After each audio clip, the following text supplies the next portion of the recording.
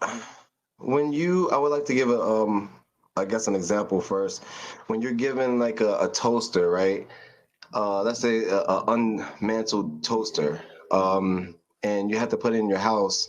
It comes in a box, and you open up the box, and you don't know how to put the toaster together, right? The book that comes with that box, what is it called? No, no. Well, then this is going to be a hard conversation if you don't know what a manual is. Do you know what a manual is? Sometimes. It's going to be a very hard conversation. So my point is that when the toaster came to you and you needed the toaster, you needed the manual to put together to learn how to obviously use the toaster. Okay. So my logic is that God would put us on this earth and give us a manual to how to live this life and how to get back to Him. What does that got to do with So Jesus being a Muslim? Oh, let me get there. If you want me to, if I can get there. Yeah, please, straight. I'm a straight shot guy, man. I like to be straight to the point. So if you can, let's get straight to the point of Jesus being a Muslim. How are you going to prove that to me? Well, if I can explain that, I need time to explain. Like, unless you have somewhere to go. Okay, so this is how I am. This is how I am. I'm very like, I like to be straightforward. I like to be to the point. And just really quick, like the extra like explaining of what we're not talking about is not what I need or what the people need here. Well, I want you to explain as long as you're explaining the topic and the question asked. Yes. Okay, yes. So yes, explain how Jesus is a Muslim specifically, please.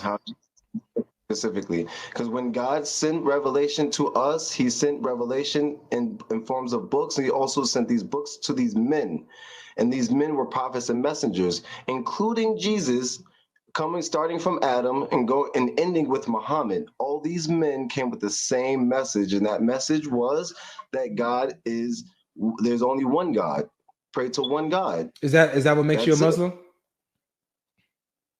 To submit to the will of one God, yes. Thank you. All right. See, that's all you had to say. All you had to say is being a Muslim is submitting to one God. And Jesus submitted to one God, so he's a Muslim. You see how quick that was? You know, and not a shot to you. I'm just saying, you're right. Yeah, moving forward, let's try to be straight to the point. You know what I'm saying? Because we understand everything. Okay, so no, it's all good. It's all good. All right, so let's deal with this. So believing in one God, submitting to one God, that makes you a Muslim. All right. So let's say I say that I believe in one God and I submit to one God. Okay. But the one God that I say I submit to happens to be a statue in my closet. Am I a Muslim? No. And why is that? I submit to one God. I believe in one God. How am I not a Muslim? Because if you're a Muslim, we believe in monotheism, and if you believe, you have to know it. It comes down to knowing what a God is, because anything could be a God, correct? You can you can claim, you can call anything a God. Anything, but when it comes down to Islam, it talks about the true God. There it is. Yes, we're getting there. We're getting there. All right. So when you so you have to submit and believe in the one true God in order to be a Muslim. You can't just call anything a God and say you submit to that thing and be a Muslim, because that's not the. I got you. All right. See, now we're going somewhere. So it's specifically the true God, and this true God is, you find him in Islam, right? His description and his characteristics in Islam. Right. I want to just add into that what you just said right there, because some people will get it twisted. So at the time of Abraham, his followers, those people followed him at his time. At the time of Moses, his followers, people followed him at the time of his time. We are the last. There's no more prophets and messengers. The last prophet and messenger, we followed him. That's why we followed the last prophet and messenger. I have no problem with that, brother. See, and that's no problem. Just specifically, you find, but I didn't need that. I didn't need that clarification, man. I didn't ask that. We didn't need that. So only for you. So to submit to the one true God, it's the true God that is described in Islam. Is that correct? Yes. So Allah of Islam, specifically, the one who is not a trinity, right? He's absolutely one in his essence. Is that correct? Yes. All right. Absolutely. He has no partners, no companions, right? Right. He is not a father in any sense to anyone. He has no children, no offspring, right? Right. Okay. So this is the true God that Islam describes that you have to believe in and submit to in order to be identified as a Muslim. We're on the same page? Right. All right, cool. Yes. All right. So now here's phase 2. So phase 1, we identified which God you're talking about. Phase 2 is showing that Jesus submitted and believed in the God that we just described in Islam. Not a father, right? No partners, not a trinity, absolutely one. Show that Jesus submitted to that God. Correct. So what you got? You're asking me to. Yeah. So yeah, it's your turn. You could show me that Jesus submitted and believed in that God. So in the Bible, and I'm not a Christian, so I can't point you directly to the source, but there's proof of some people or some Christians quoting in the Bible. It says that Jesus put his head to the floor, just like the Muslims. Yeah, matter of fact, I have the reference like literally right up here for you. Want me to read it?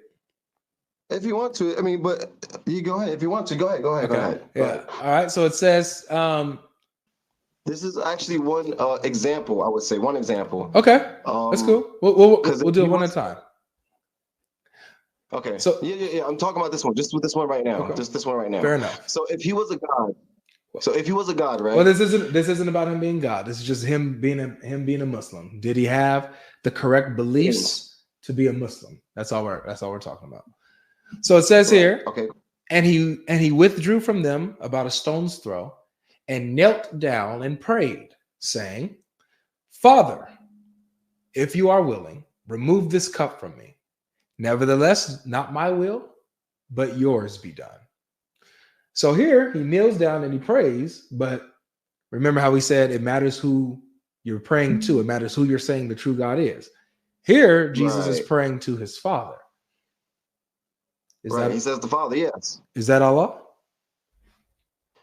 Yes, he's referring to Allah in that sense, yes. So Allah is the Father of Jesus?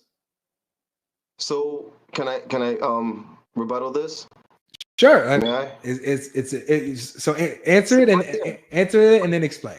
Is Allah the Father of Jesus? Yes and no, and then go ahead and expound. So is he the Father of Jesus? No. Okay. Is he the Father of us? Yes, in a sense of if you have a close friend and you say, hey, what's good, son? Like you say, what's good? Like, that's my son right there. That's my son. That's not your physical son. Mm-hmm. Meaning that God, we know in our logic that we have to have a male and a female to have a child. You're trying to say, or people are trying to say that God had a physical child. Nobody says that. No Christian says that, but go ahead. Most Christians do say that, be honest. There's not a single Christian that says that God had a physical child. He's not a physical being. No Christian says that. It's not in our doctrine. There's different doctrines, aren't there? No. So there's only one denomination of Christianity. There's only one belief, and if you believe something else, you're not a Christian. Denominations. So. Are there multiple denominations of Christianity? Yeah, and these different denominations have the same. Hold on, brother. You're not listening. They have the same beliefs. These different denominations have the same fundamental beliefs. There'll be other little minuscule things that they differ on, but the same fundamental beliefs. We all believe the same thing. We don't believe that God is physical and had a physical son. So, continuing with this, you're saying that Allah is the Father. Wait, first you said he's not the Father of Jesus, but he's the Father of us figuratively. Not his physical. Figuratively, yes, he's saying Father because he knows that he's the creator. That's why he's calling him Father. At that time period, he called him the Father. Got it. So, got it. Just like how people. So Allah is the Father of Jesus in some sense. He's in metaphorically, yes, if you want to say in that sense, not physical, not DNA, So in a figurative sense, Jesus is the Son of Allah.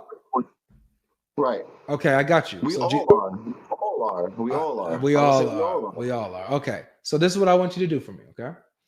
What I want you to do for me is I want you to get me a verse in the Quran that says that we are all the sons of Allah, that we're all children of him. Okay. I can't do that. 2, why not? Can I ask you a question? Because you've asked me 3 questions already. Can I ask you a question? Wait. Why can't you show me in the Quran that we are the children of Allah? Since that you're a Muslim and you're saying this. I already proved to you that he doesn't have children.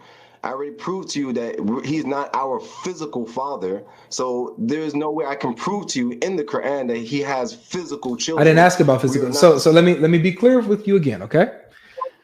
I'm not asking you about any. I'm asking you about any sense. So you already ruled out physical, but you said metaphorical. Yes. Okay, fine. All right, so in the metaphorical sense, no problem. Can you show me from the Quran that we're all the children of Allah, metaphorically? Can you show me that the Quran was made or was here in the time of Jesus? Can you show me that the Bible was created in the time of Jesus? Can you show me that the Bible was created in the time of Moses? No, these are different times. So obviously Moses did not call God the Father. So he still prayed to the same God, right? You said Moses didn't call God the Father? Moses still prayed to the same God, right? He called God Father. Moses did. Deuteronomy chapter 32, verse 6. Was Deuteronomy there at the time of Moses? Yes. When did Moses confirm that? Stop doing the Muslim shuffle now. Please stick to the point. No, I'm not. So can you show me that we're all children of Allah in the Quran? That's your question. I said no, you cannot. There's no proof of that in the Quran. So then why are you saying this when there's nothing in that says that in the Quran? Why are you saying this? I broke it down to you, but can I ask you a question? Wait, no, you didn't break it down. Why are you saying something that doesn't exist in your Quran? Break it down again. Wait, are you allowed to make up stuff that the Quran doesn't say? No. So then you're innovating. You're making stuff up. No. Okay, so if the Quran doesn't say that Allah is a father or that he has children in any way, shape, or form, then why are you saying that he is a father in some sense, in a metaphorical sense, has children in a metaphorical sense when the Quran doesn't say that? Why are you doing that? I'm telling you why Jesus, you asked why Jesus, this was the topic, prove Jesus was a Muslim. We're not talking about the Quran and other things. We're talking about Jesus, right? We're talking about Jesus. So I told you can you be a Muslim? Can you be a Muslim and go against the Quran? Was the Quran in the time of Jesus? Does the Quran have the same fundamental values that Jesus would have? Brother, you asked me so many questions. Can I ask you a question? No, this is, dude, if you can't deal with this, then you might as well just drop. You might as well drop. If you can't deal with this. You're not answering all the questions. You're not answering all the questions. Have some self-awareness. So relax. Have some self-awareness. Next question. Does Jesus have the fundamental values that are in the Quran? Yes or no? Yes. Okay, so the Quran didn't have to exist in Jesus's time for Jesus to line up with the Quran because they would have the same fundamental values. Exactly. That's why he's a Muslim.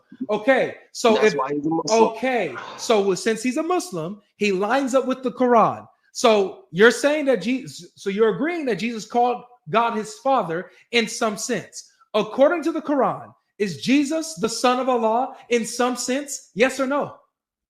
No. So then why are you saying that? So that means that Jesus is going against the Quran. Jesus says that God is his father in some sense. The Quran says, nuh-uh, doesn't say that. So Jesus is going against the Quran, so he can't be a Muslim. No, he's a Muslim. He can't be. He doesn't have the same values as the Quran. He can't be a Muslim. Can I ask you a question? Wait. I want you to pay attention to what you just said. I did. I heard what you said. No, I want you to hear what you said. You said the reason why. Okay, good. So you said the reason why Jesus is a Muslim is because he has the same fundamental values that's in the Quran. That's what you said. But when we look at it, no worries. So when we look at it, we see that Jesus says that God is his father in some sense. You said that that's not in the Quran. So Jesus does not have the same values that's in the Quran. Do you get it? Can I talk now? Yeah, Can I talk now? Go ahead. Thank you. Go ahead and talk. Go ahead and talk in the comment section.